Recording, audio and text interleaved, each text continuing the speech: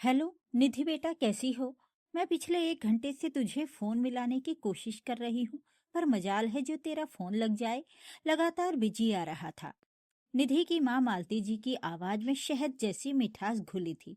इधर अपने कमरे में मुलायम बिस्तर पर लेटी हुई निधि ने बड़ी बेफिक्री से जवाब दिया था। माँ सहेली से बातें चल रही थीं। वैसे आपसे तो सुबह ही फोन पर तसल्ली से बात हुई थी ना?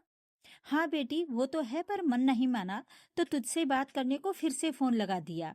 अच्छा सुन बेटी, इस बार भाई दूज पर यहाँ मायके आए तो पूरी तैयारी के साथ आना। कम से कम 1 हफ्ता तो तुझे यहाँ रुकना ही पड़ेगा।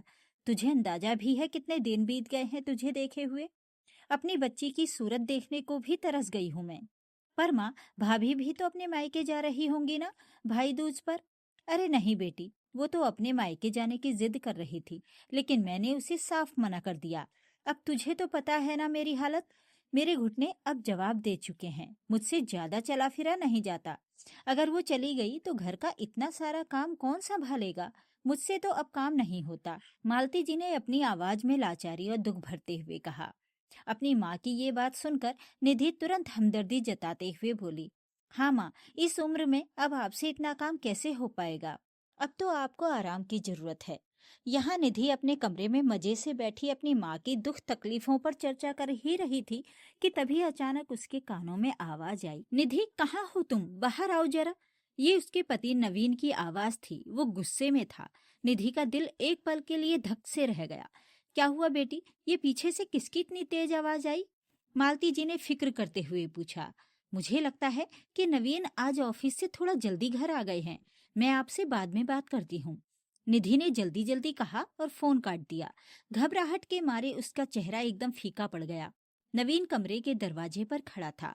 उसके चेहरे पर गुस्से का भाव था।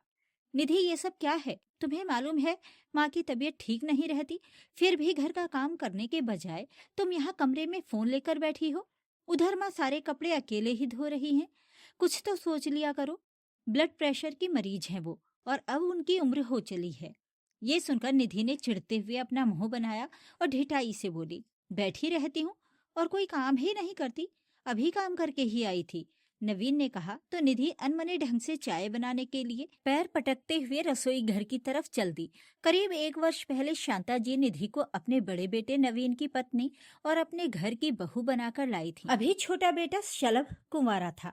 नवीन के सामने तो निधि घर का काम करने का दिखावा किया करती थी, लेकिन उसके ऑफिस जाने के बाद अपनी माँ से फोन पर बातें करने बैठ जाती थी।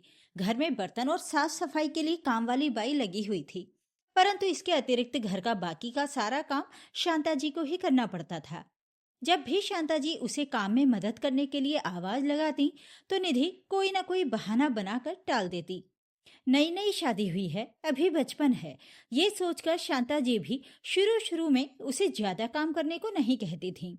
परंतु शादी के 1 वर्ष बाद भी जब निधि ने किसी काम में दिलचस्पी नहीं दिखाई तो शांता जी ने उसे प्यार से समझाते हुए कहा, देखो निधि बेटा, अपने मायके से ध्यान हटाकर अब अपनी ससुराल की जिम्मेदारियों को समझो।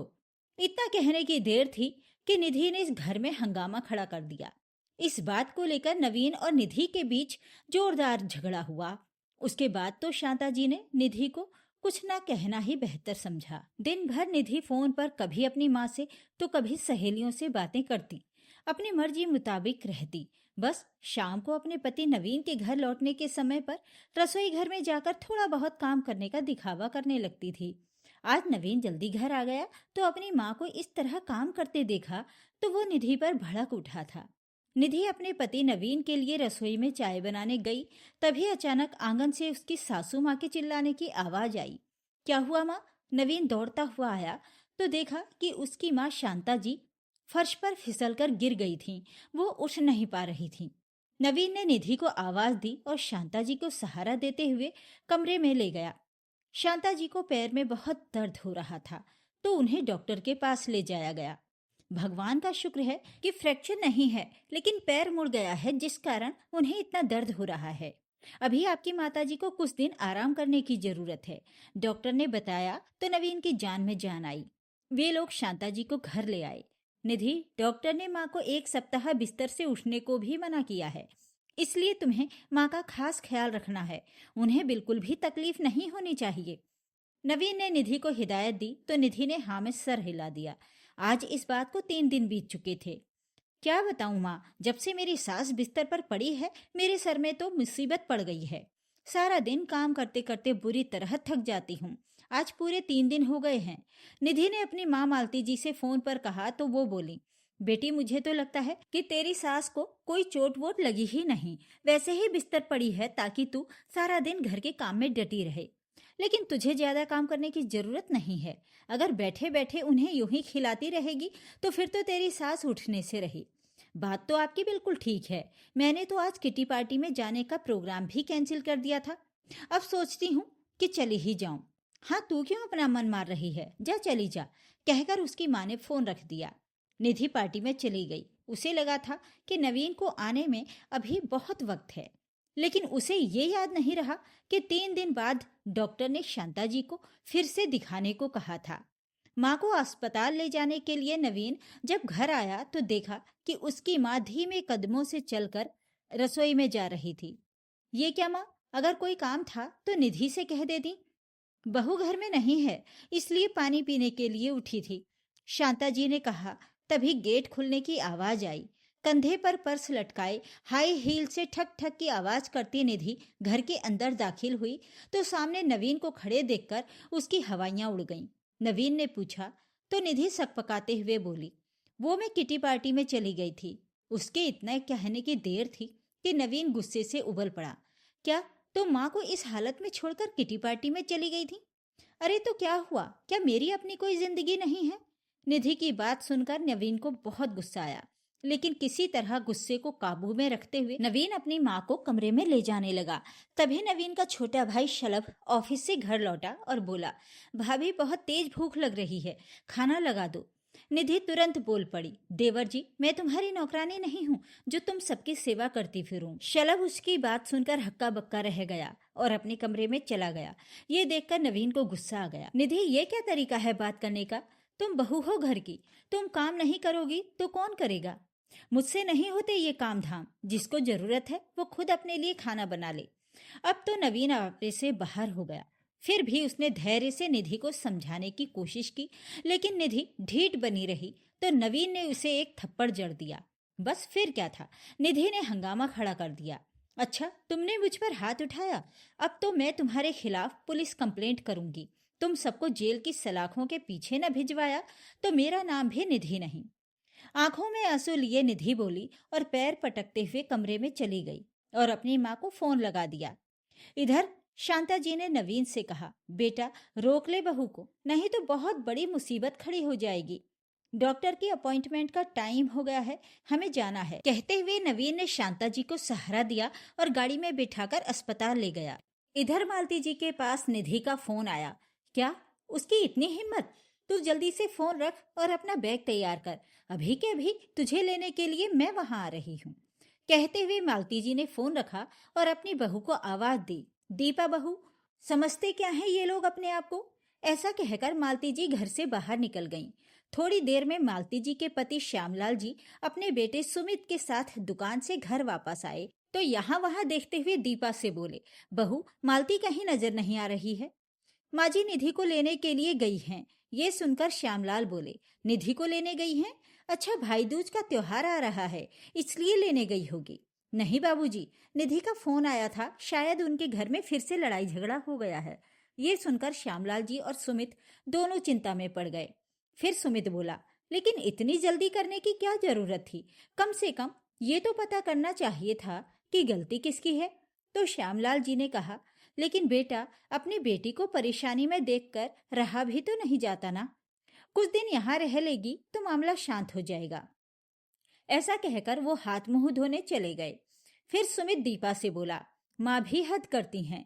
उन लोगों के बीच लड़ाई हुई नहीं कि माँ तो जैसे तैयार बैठी थी निधि को घर लाने के लिए, और जब सारी बातें सुनेंगे तो गलती निधि की ही निकल कर आएगी। ये तो है, माँ जी को उसकी गलती नजर ही नहीं आती। चलो छोड़ो, आप ज्यादा चिंता मत करो, फ्रेश हो जाओ, मैं खाना बनाती हूँ। कहकर दीपा रसोई में खाना बनाने चली गई। करीब 2 घंटे के बाद मालती जी अपनी बेटी निधि को लेकर घर पहुंची। उस समय श्यामलाल जी बाहर चारपाई पर लेटे हुए थे। यहाँ मैं अपनी बेटी के लिए परेशान हूँ और आप चैन की नींद सो रहे हैं। मालती जी गुस्से से बोली तो श्यामलाल जी की नींद खुल गई। अरे निधि बेटी, तुम आ गई, आओ बैठो। लेकिन मालती, तुम लोगों को आने में इतनी देर कैसे हो गई? श्यामलाल जी ने पूछा तो मालती जी बोली, एक जरूरी काम और निपटाना था, बस वही करने में समय लग गया। जरूरी काम? ऐसा कौन सा जरूरी काम था? श्यामलाल जी ने पूछा तो बात पलटते हुए निधि ने कहा, क्या बाबूजी, आपको अपनी बेटी की चिंता ही नहीं है? एक मेरी माँ है जो मेरा इतना ख्याल रखती हैं। फिर मालती जी ने कहा, बेटी, मेरे रहते तुझे चिंता करने की कोई जरूरत नहीं है। उन सबको तो मैं ऐसा सबक सिखाऊंगी कि जिंदगी भर याद रखेंगे। तो यहाँ पर आराम से रह, कोई काम करने का दिल करे तो कर लेना, नहीं तो कोई जरूरत नहीं है। यहाँ कोई तुझे कुछ नहीं कहेगा। देखो तो मेरी फूल सी बच्ची कितनी कमजोर हो गई है। फिर श्यामलाल जी ने कहा, अरे हमने अपनी बेटी की शादी की है, बेचा नहीं है। अपनी बेटी की 2 रोटी हमें क्यों भारी लगेगी? मैं तेरी भाभी को चाय नाश्ता लेकर आने को कहती हूँ। मालती जी बोली तो निधि कहने लगी, माँ मैं भी अंदर आ रही हूँ, थोड़ी देर आराम करूंगी। आंगन के कोने में एक कुर्सी पर श्यामलाल जी की बुजुर्ग अम्मा बैठी हुए सब देख रही थी। मालती जी और निधि के अंदर जाने के बाद उन्होंने श्यामलाल जी को अपने पास बुलाया और बोली, देख श्याम, ये जो कुछ हो रहा है ना, बिल्कुल अच्छा नहीं हो रहा। बेटी को इतनी शह देना अच्छी बात नहीं है। अब मैं मालती बहू को कुछ कहूंगी तो वो उल्टा मुझ पर ही बरस पड़ेगी, इसलिए तू उसे समझा। चाय लेकर जब दीपा कमरे में आई तो निधि बोली, क्या बताऊं भाभी, किसी दुश्मन को भी ना मिले ऐसी सास। न जाने मेरी पीठ पीछे मेरे पति को क्या पट्टी पढ़ाती है कि वो तो ऑफिस से आते ही मुझ पर भड़क जाते हैं, मेरे साथ मारपीट करने लगते हैं। उन्हें तो सिर्फ मुझ में कमियां ही कमियां नजर आती हैं। दुख और परेशानी नजर आती है तो सिर्फ अपनी माँ की। लेकिन निधि, घर में ऐसी छोटी मोटी बातें तो होती रहती हैं, तुम्हें तो शांति से काम लेना चाहिए था। अपने पति को प्यार से समझाती। अरे भाभी, मैं भी चाहती हूँ कि मेरा घर बसे, पर वो लोग ही समझने को तैयार नहीं हैं, तो मैं क्या करूँ? ये तो मैं हूँ जो उन लोगों को बर्दाश्त कर रही हूँ। अगर ऐसी सास और ऐसा पति तुम्हें मिल जाते तो तुम तो उन्हें 2 दिन भी ना झेल पाती। तो दीपा बोली, नहीं निधि, अपना घर बसाने के लिए अगर थोड़ा सा झुकना भी पड़े तो भी कोई हर्ज नहीं होता। और कितना झुकूं मैं भी? अब तुम ही देखो, मेरी माँ तुम्हारा कितना ख्याल रखती हैं, और वहां मेरी सास है जो मेरे पति को मेरे खिलाफ भड़काती है। दूसरों को समझाना बहुत आसान है, जब खुद पर बीतती है पता तो तब चलता है। निधि ने कहा तो दीपा चुप रह गई। वो समझ गई थी कि निधि कोई बात सुनने को भी तैयार नहीं है। खाना बनाने के बहाने दीपा वहां से उठकर चली गई। अगले दिन भाई दूज का त्योहार था, इसलिए सुबह जल्दी उठकर दीपा ने रसोई में सारे पकवान बनाकर रख दिए। निधि ने अपने भाई सुमित को तिलक लगाया तो सुमित पहले खाना खाकर अपने पिता श्यामलाल जी के साथ दुकान पर निकल गया। फिर दीपा मालती जी और निधि को खाना देकर रसोई में बर्तन साफ करने चली गई।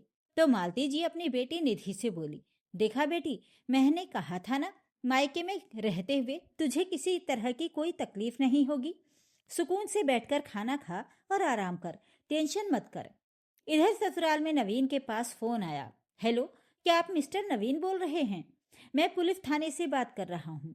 आपके खिलाफ एक शिकायत आई है, जल्द से जल्द यहाँ पहुँच जाइए। ये सुनकर नवीन की हैरानी का ठिकाना न रहा। शांता जी भी परेशान हो गईं। नवीन थाने जाकर आया तो शांता जी ने पूछा, पुलिस वालों ने क्या कहा बेटा?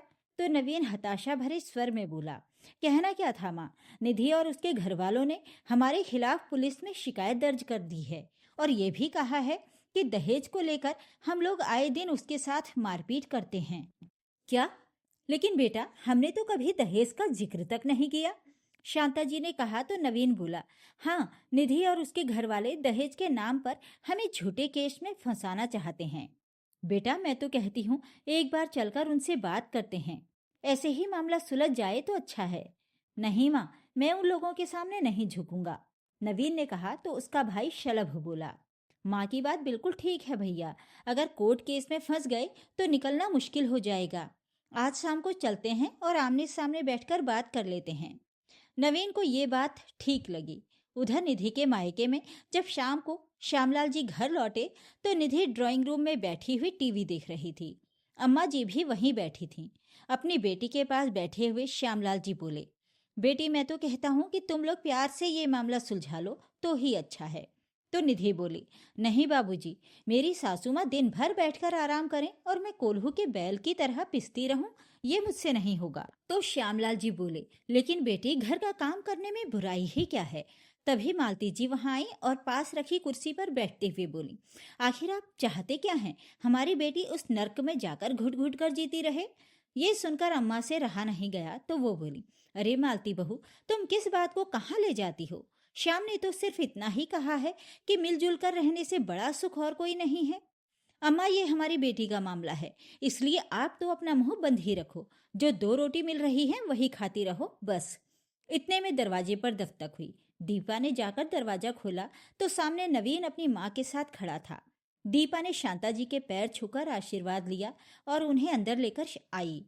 श्यामलाल जी ने उन्हें बैठने को कहा। तभी मालती जी आंखें दिखाती हुई बोली, बहन जी, जब आपको मेरी बेटी फूटी आंख सुहाती नहीं है तो आप यहाँ क्या लेने आए हैं।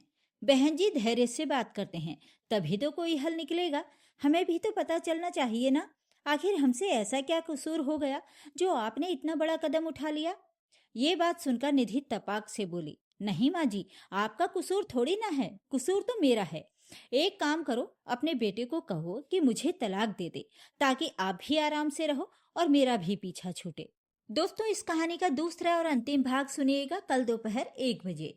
तब तक चैनल को सब्सक्राइब कर लीजिए, वीडियो को लाइक और शेयर जरूर करें। धन्यवाद।